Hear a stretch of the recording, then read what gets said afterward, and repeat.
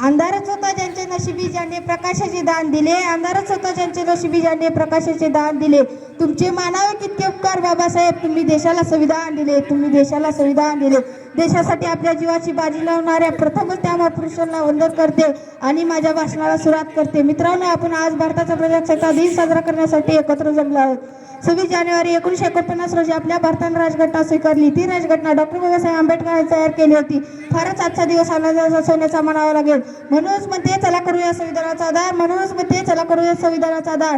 ज्यांनी आपणास दिलाय जगण्याचा शिक्षणाचा अधिकार, ज्यांनी आपणास दिलाय जगण्याचा शिक्षणाचा अधिकार. संविधान आहे म्हणूनच आज वेगवेगळ्या जाती धर्म भाषा बोलणारे लोक सुखा समाधानात राहत आहेत. विविधता एकता आहे आमची शान, विविधता एकता आहे आमची शान. म्हणूनच म्हणते की आमचा भारत देश महान, म्हणूनच म्हणते की आमचा भारत देश महान. या तिरंगा ध्वजाला वंदन करून मी माझी छोटीशी भाषण संपविते. जय हिंद, जय भारत.